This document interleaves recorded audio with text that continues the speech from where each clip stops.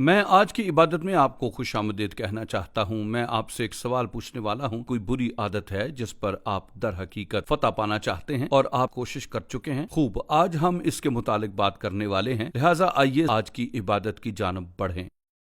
अच्छा, हम सब अपनी जिंदगियों में आदात अपनाते हैं। उनमें से चंद अच्छी और चंद बुरी आदात हैं। खूब, अगर आप रोजाना खाना खाते और आप सेहत बख्श खाना खाते हैं, ये एक अच्छी आदत होगी। लेकिन अगर आप बहुत ज्यादा खाते हैं, ये एक बुरी आदत है। लिहाजा आदात कुछ ऐसी नहीं जो जरूरी है कि गलत या दुरुस्त हों। ये असल में आदात की अकसाम है जो बहुत अहम है। और मुझे ये दरियाफ्त हुआ है कि हम अक्सर अपनी जिंदगी में बुरी आदात अपना लेते हैं और यही वो आदात हैं जिन्हें बाइबल कले कहती है। मैं वजाहत करता चलूं कि कला है क्या। जब हम पैदा हुए, हम पुरानी फितरत के साथ पैदा हुए, एक ऐसी फितरत जिसका झुकाव गुनाह की तरफ है। और इसीलिए ये हम सब के लिए बहुत आसान है कि ऐसे चुनाव करना शुरू करें जो चुनाव गलत रास्ते पर ले जाते हैं। और जब आप ऐसा करते रहते हैं तो आप मुतवातर यही करते रहते हैं। कुछ लोग इसे नशा कहते हैं, कुछ लोग इन्हें महज बुरी आदत कहते हैं। लेकिन मैं आपको बताना चाहता हूं कि यस्सु नहीं चाहता कि आप उसके रूह के अलावा किसी भी चीज के इख्तियार में रहें। दर हकीकत खूबसूरत हवालों में से एक हवाला गलीतियों के 5वें बाब में रूह के फलों के मुतालिक है। अगर आप पढ़ते हैं कि जिस्म के काम क्या हैं, ये वहाँ दर्ज हैं और फिर वो रूह के फलों को दर्ज करता है। अगर आपकी जिंदगी रूहुल कुद्स के इख्तियार में है तो आप वो बुरी चीजें और बुरे काम नहीं करेंगे, लेकिन आपको चुनाव करना होगा। अब मैं आपके साथ एक ऐसी चीज बांटना चाहता हूँ जो कई सालों तक मेरी जिंदगी के लिए बड़ी बाबरकत रही है। अपनी बीवी से, जो कि एक खूबसूरत औरत है, मेरी मुलाकात कॉलेज में हुई और उसका नाम डेबी है। लेकिन वो फ्रेशमैन की जमात की सेक्रेटरी बनने की दौड़ में थी, इसलिए उसने टेक्स की लड़की के तौर पर खुद को मशहूर किया। इसलिए लोगों ने उसको टेक्स बुलाना शुरू किया और यही वो दौर था जब मैं उससे मिला और लिहाजा मैंने भी उसे टेक्स ही बुलाया और यूं ही उसे ये नाम मिला। लेकिन वो एक शीरीं, जिंदा दिल और मिलनसार खातून थी। वो वैसे उन्होंने अपनी दौड़ जीत ली और मैंने उनके साथ मिलना शुरू किया।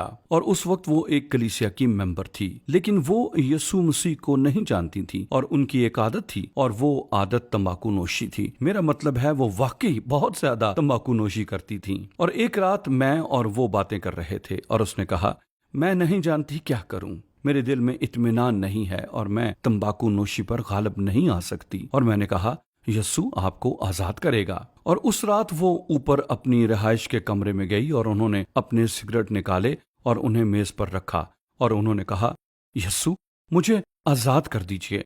यस्सु मसीह उसकी जिंदगी में आ गया और यस्सु ने उसे आजाद कर दिया और उस दिन वो वाकई आजाद हो गई। लेकिन यहाँ उसे कुछ दिनों तक बहुत जद्दोजहद का सामना करना पड़ा, क्योंकि हर खाने के बाद उन्हें सिगरेट की आदत थी।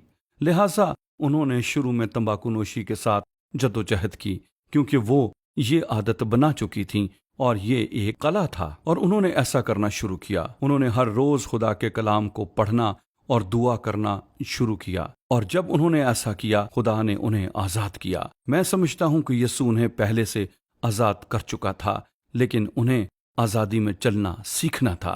अब फर्क यहाँ पर है, मसीह के पास आने से पहले आप गुनाह के गुलाम हैं। जब आप मसीह के पास आ जाते हैं, आप गुलाम नहीं हैं।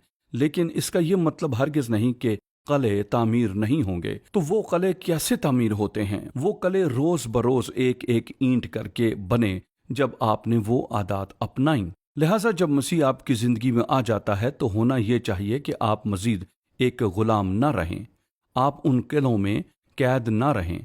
अब आप ये कैसे कर सकते हैं? रोज बरोज, लम्हा ब लम्हा उन ईंटों को एक एक करके तोड़ते चले जाएं। लिहाजा जब मेरी बीवी को आजमाइश का सामना होता तो वो ये कहती, खुदावंद यस्सु मेरा भरोसा तुझ पर है, मुझे तेरी जरूरत है। और इस लम्हे खुदा उसे फतह बख्शता।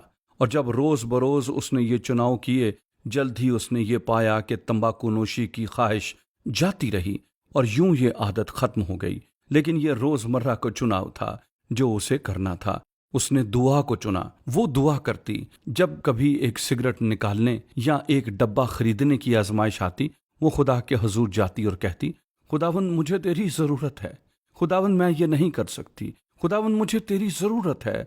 और ये हुआ कि उसकी दुआ करने की आदत बन गई। आप देखते हैं, दुआ कोई मामूली चीज नहीं है जो आप करते हैं और कहते हैं। اوہ، آج مجھے دعا کرنے کی ضرورت ہے، ایسا کرنا مجھ پر فرض ہے۔ نہیں، دعا ایک ضرورت مند شخص کا یہ کہنا ہے، خداوند مجھے تیری ضرورت ہے۔ اور در حقیقت یہ بری عادت اکثر ہمیں خدا کی حضوری میں لے جاتی ہے۔ آج اور ہر روز آپ کی زندگی میں اگر کوئی ایسی عادت ہے جس پر آپ جانتے ہیں کہ غالب آنے کی ضرورت ہے، کیوں نہ آج آپ ایک چناؤ کریں، اور جب آپ کو اس عادت کے ساتھ آزمائش پڑے، یسوع مسیح کو چن لیں۔ یسوع، میں تجھے چنتا ہوں، وہ آپ کو فتح دے گا، اور یوں آپ ایک نئی عادت بناتے جائیں گے، یعنی خدا پر انحصار کی عادت، اور اتنی زیادہ آپ آزادی کا تجربہ حاصل کرتے جائیں گے۔